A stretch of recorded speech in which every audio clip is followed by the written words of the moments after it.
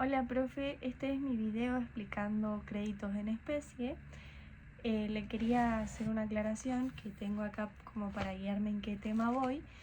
Y bueno, empezando con la definición de créditos en especie, son activos representativos de derechos que una entidad posee contra terceros para obtener bienes o servicios que son distintos del efectivo o de las inversiones financieras. Es decir, la RT 59 va a excluir el rubro de inversiones financieras porque el objetivo de los créditos en especie es recibir bienes o servicios y aquellos bienes que son no monetarios, es decir, que está atado al valor del mercado del bien o servicio que se va a recibir.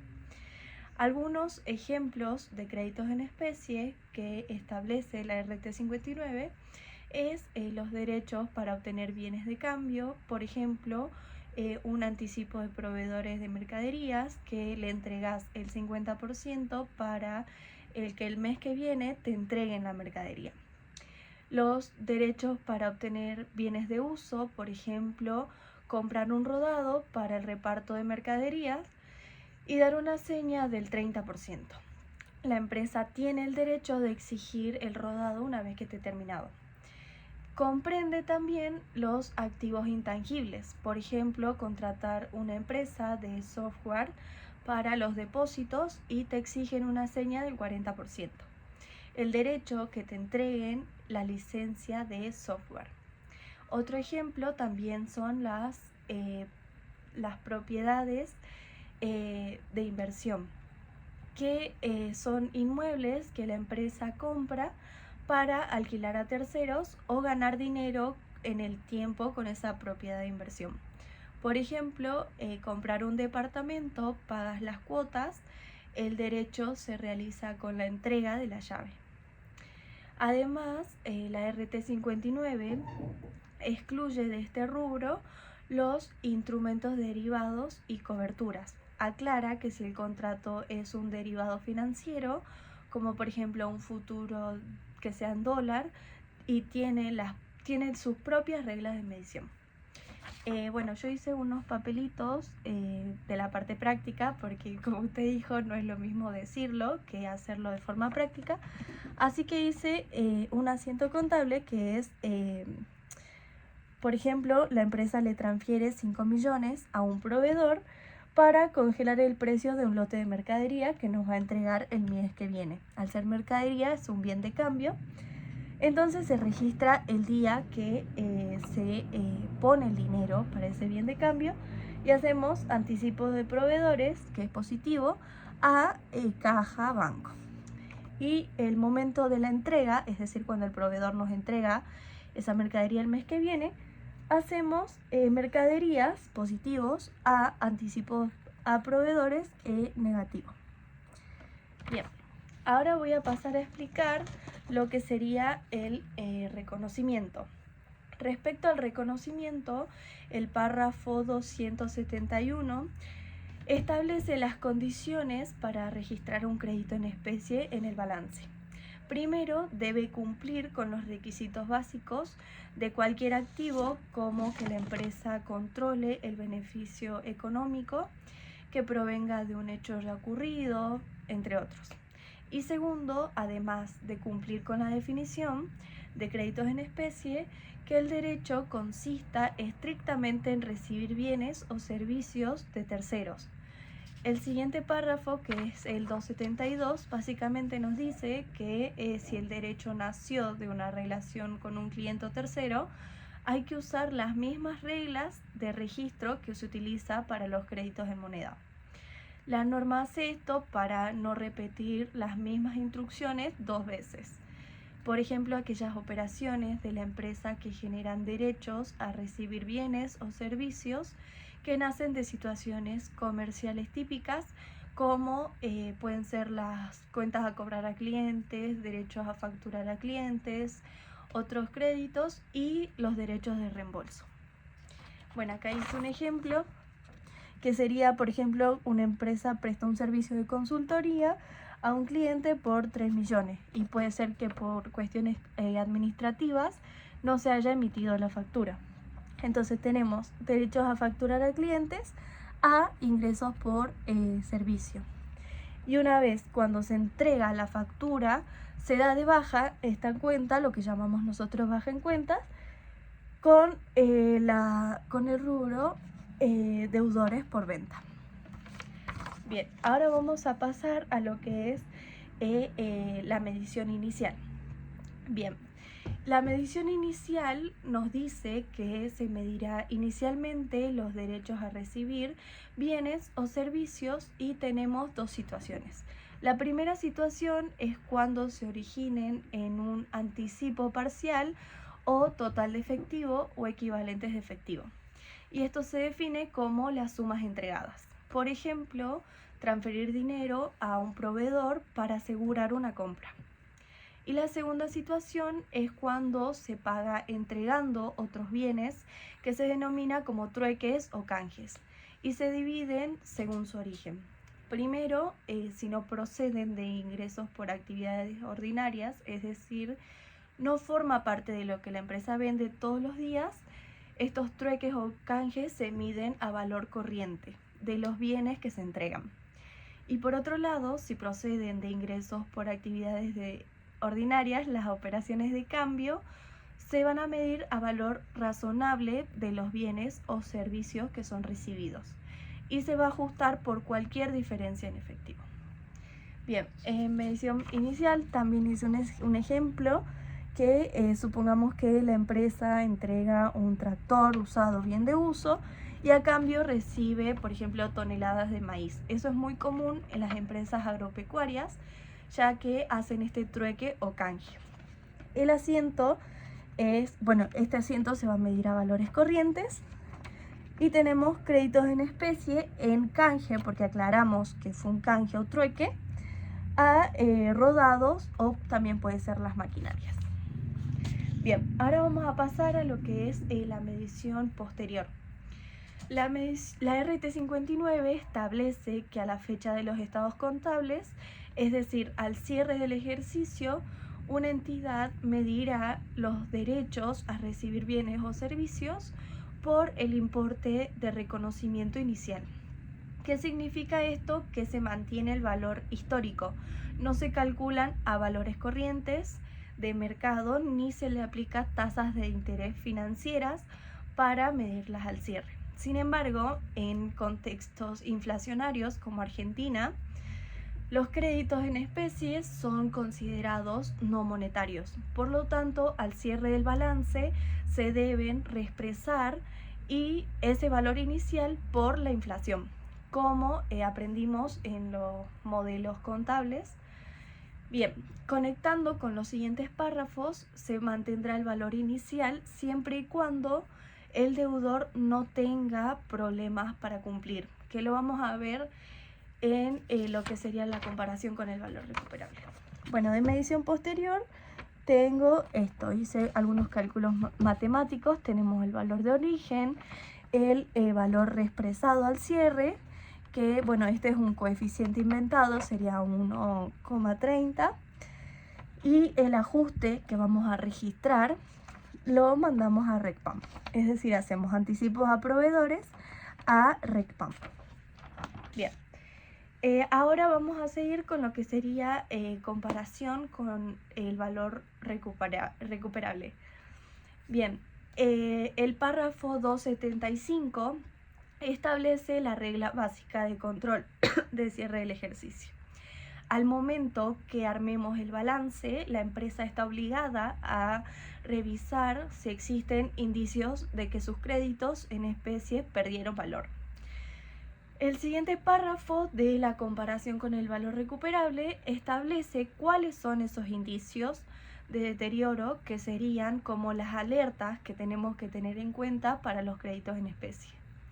Se va a comparar la medición de los créditos con su valor recuperable a los indicios como ser, por ejemplo, las dificultades financieras significativas del deudor, un incumplimiento o infracciones, ya sea del acuerdo o del contrato, la probabilidad de que el deudor tenga un proceso de quiebre y los cambios en el entorno económico, tecnológico o legal, y por último las compensaciones. El último párrafo, que es el párrafo 277, se aplica cuando si lo que va a recibir vale menos. La diferencia se va a registrar como una pérdida por desvalorización en el estado de resultado y por supuesto siendo negativa, siempre que la medición contable del activo sea mayor que el valor razonable de los bienes o servicios que se va a recibir.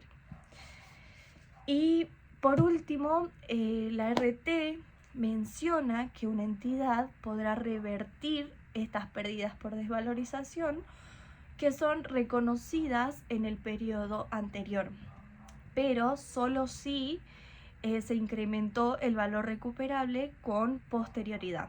Por ejemplo, si la situación del deudor mejora, la RT 59 permite anular la pérdida registrada antes y subir el valor del activo, y debe ser el menor entre la medición contable a su costo original, por supuesto, menos el valor recuperable. Bien, para la comparación con el valor recuperable hice un asiento por pérdida de desvalorización, que también puede ser un asiento de la reversión. Hice cálculos matemáticos que resté el valor en libros menos el valor recuperable, es decir, el valor que, por ejemplo, si yo tengo un anticipo de 2 millones y el abogado me dice no, te van a devolver solo 800.000 porque el deudor está por entrar en quiebre, entonces ahí es cuando hacemos el asiento pérdida por desvalorización a previsión por desvalorización, que es una cuenta regularizadora del activo. Y bueno, ahí está el asiento. Ay, estoy re enferma. Ahora vamos a pasar a lo que sería las bajas en cuenta. Bien, la baja en cuenta, este párrafo establece cuándo se va a eliminar un crédito en especie de un balance. La norma separa la baja en dos grupos según el tipo de crédito. Primero tenemos los créditos comunes, como por ejemplo un anticipo a proveedores, que se va a eliminar del balance cuando recibís los bienes o servicios o cuando tus derechos expiran. Es decir, se vence el contrato o se cancela. Y segundo tenemos los derechos a facturar a clientes, que se eliminan del balance por lo mismo del inciso anterior o cuando emitís la factura formal, ya que al emitir la factura, ese derecho a facturar deja de existir y se transforma en un crédito en moneda. Bien, ahora sigo con la presentación en los estados contables.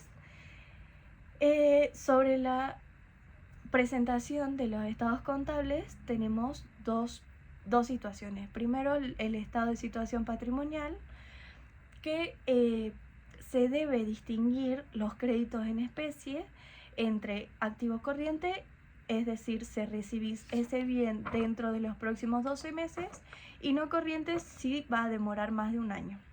Y se aplican dos criterios. Primero, se identifica el destino, es decir, a qué rubro se va a ubicar el bien futuro. Por ejemplo, si es anticipo para comprar mercaderías, se exponen en bienes de cambio.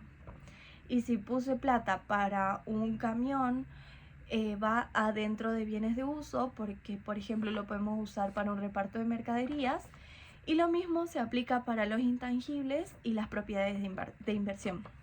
Y el segundo criterio es como rubro separado para cualquier otro caso que no sea para comprar un bien físico o intangible, como los seguros, alquileres pagados por anticipado, y se presentan en el rubro otros créditos. Por otro lado, en el estado de resultados, una entidad presentará por separado las pérdidas por desvalorización, que sería el castigo cuando detectamos que el proveedor no nos va a entregar los bienes por los indicios mencionados anteriormente. Y por otro lado, tenemos las reversiones de dichas pérdidas, que serían las ganancias que se registran si el proveedor mejora su situación y recupera el derecho. Además, se incluyen los gastos por incobrables y algunos similares, y el párrafo 282 nos aclara qué pasa con cualquier otro resultado que genere estos créditos. Por ejemplo, las diferencias de cambio, si el anticipo se fijó en dólares, o resultados por tenencias, también puede ser. Y la RT establece que se aplican la sección de cuestiones referidas al estado de resultados. Bien, acá hice un así inventado, un estado de situación patrimonial que, bueno, por supuesto, un activo que lo separe en activos corrientes y activos no corrientes. En el activo corriente tenemos los bienes de cambios, que dijimos que era un anticipo a proveedores por mercaderías, otros créditos, y en el activo no corriente tenemos los bienes de uso. Sumamos todo y nos da el total del activo. Y por otro lado tengo el estado de resultados, que hice ventas, bueno, menos el costo, nos da una ganancia bruta. Tenemos en los gastos de administración y comercialización, tenemos las pérdidas por desvalorización de créditos en especie. Y bueno, esto nos va a dar los resultados financieros por tenencia. Bueno, también tenemos los resultados financieros IRXT, y acá es donde mencionamos el RECPAM o la diferencia de cambio. Y bueno, por último, el resultado del ejercicio. Bien, ahora voy a explicar la revelación en notas, que es decir, toda la información detallada que la empresa está obligada a escribir en los anexos. Establece que una entidad debe describir primero las políticas y criterios de medición, es decir, explicar qué método usó, por ejemplo, si se mantuvo el costo histórico o costo reexpresado. Y segundo, las bases, métodos, si usa mediciones en valores corrientes, debe detallar qué precio de mercado tomó como referencia y qué cálculos matemáticos aplicamos. Y respecto a la composición del rubro, se debe revelar en estas notas de forma obligatoria la naturaleza e instrumentación, es decir, qué tipos de créditos son, las garantías, los saldos con entidades relacionadas, es decir, si están en el mismo entorno económico, y los castigos contables, que es donde se muestra cuánto fueron las pérdidas por desvalorización o las reversiones. En cuanto a la clasificación por su naturaleza, la empresa debe agrupar y clasificar los créditos según su tipo. Y se deben separar los anticipos a proveedores que no van a bienes de cambio ni de uso, como los seguros pagados o por anticipado. Y bueno, por último voy a explicar las normas que se aplican a los créditos en especie. Primero tenemos las normas de medición de costo inicial, que es cómo se calcula el valor original y el valor de los bienes o servicios que recibimos. Segundo, tenemos la medición a valores corrientes, la medición en moneda extranjera, y por último, la expresión en moneda de cierre, es decir, dónde se va a aplicar el ajuste por inflación para poder presentar los saldos en moneda homogénea. Esto es muy importante porque moneda homogénea es lo que vamos a presentar en el balance. Bueno, profe, eso sería todo. Muchas gracias.